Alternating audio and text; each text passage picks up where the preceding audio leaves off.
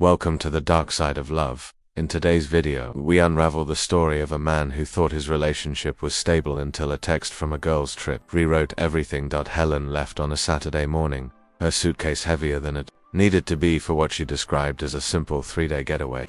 "It's just a wellness thing," she said, waving it off like it was nothing. A few hikes, a juice cleanse, laughter under string lights with friends. Nora had booked the cabin. Felicity found the deal online. Helen said she needed it. Space, peace, time to clear her head. I carried her bag down 4 flights of stairs because the elevator had once again stalled between floors, like it always did when you needed it most. At the curb, I kissed her cheek. She smiled, but not like before. There was a different energy to it, a sense of departure that went beyond a weekend trip. Not like someone stepping out for a breath of fresh air, but like someone moving addresses, silently. The first day, she sent a photo, a hiking trail cutting through amber pines, sunlight like a filter. That night, another, a smoothie bowl at some roadside juice bar with ironic labels on the wall. "Wish you were here," typed below a filtered fire pit, and 2 glasses of wine.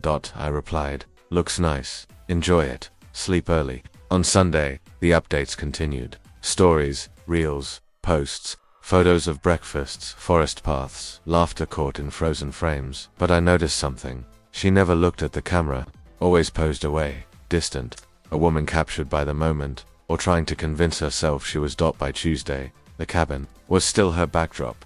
New pictures, same rustic interiors. But she hadn't said anything about staying longer. No heads up, just presence extended by implication. That night, I was rinsing off plates when my phone buzzed. A long preview stretched across the lock screen. "Hey Matthew, I've had a lot of time to think out here. We need to talk when I get back. I think we should see other people. Don't know. Hello." No apology. Just a sharp, clean message disguised as something gentle. There were no questions inside it. No ambiguity, no room for negotiation. Just the end, dressed up like the start of a conversation. I read it twice. It wasn't a question. It was a verdict. Whether she typed it from halfway through a wine glass or next to her friends by the fire didn't matter. I knew the game. I knew how the rest of the week would unfold if I let her control the narrative. She would keep me in emotional limbo. Maybe she'd soften later, say she didn't mean it like that. Maybe she'd want to talk when she got back, like adults. But what was left to talk about? She'd made her choice, so I replied with 3 words. Clarity is good. And then I locked my phone and didn't wait for a reply. That night, I pulled the lease agreement out of the junk drawer. It was due to end Saturday. For days I called Mr. Patel, our landlord, informed him I would be vacating by lease end. No extensions, no rollover. He sounded surprised but didn't push back. I booked a moving truck and hired 2 movers for Saturday morning, and I started packing. My books, my clothes, the external hard drives, kitchen gadgets. I didn't touch her side of the closet, not yet. I'd box her things tomorrow. I didn't cry. I didn't drink. I didn't scroll through old pictures. She said, "We needed to talk." I decided we did and single quotes T. By Wednesday, I had cleared my entire side of the apartment. No second guessing, no nostalgia. Clean lines. I created a spreadsheet. Items, tabs for clothes, accessories, electronics, counts, descriptions, storage box numbers. If she asked where something was, I'd have the answer. Not a guess, not an argument. One answer. Thursday, I turned to her side, folded every dress, paired every shoe, bubble wrapped her ceramics, took photos. Every box got labeled, dated, and sealed. At noon, Mr. Patel stopped by. "Everything all right, Mr. Pierce?" I showed him the clipboard. Her pickup is scheduled for Saturday, same time as mine.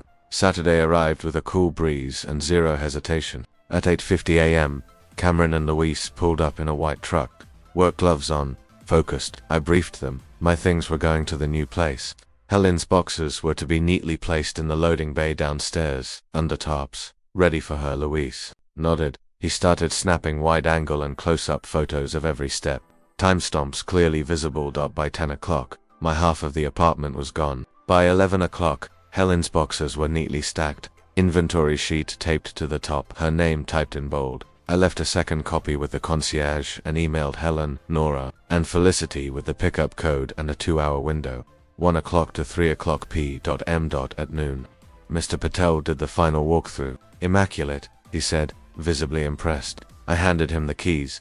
Cameron captured the handshake for documentation. At 3:12 p.m., a text came in. "Nora. Matthew, what is this? Lease ends today at noon. Her things are secure and pickup window 123p.m. Another text at 1:40. We're on our way. Cabin traffic, understood. Loading bay is covered. I'll tighten the tarps. I went back, double knotted every rope, took new photos, uploaded everything to a shared folder and sent the link. At 3:22, Helen finally made contact. Not a text, a call. Let it ring, then Nora called.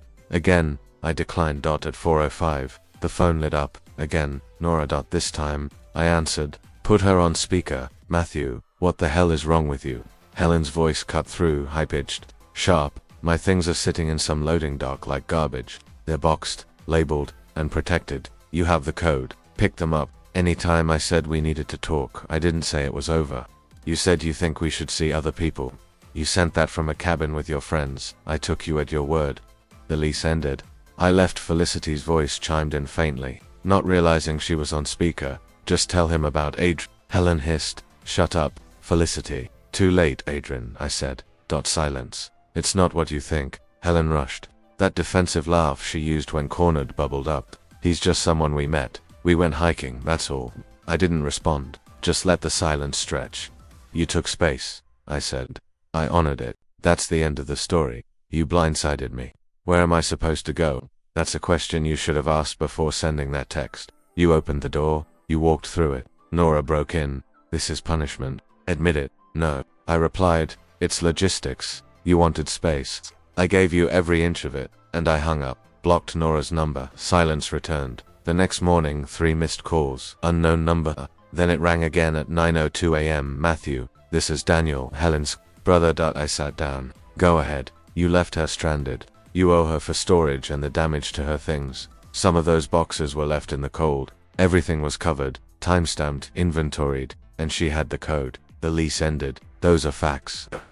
Hiding behind paperwork, he snapped. No, I'm standing in clarity. She initiated it. I made it final. He muttered and hung up. An hour later, my phone buzzed. Helen had posted a story. She stood in a storage unit, panning over labeled boxes.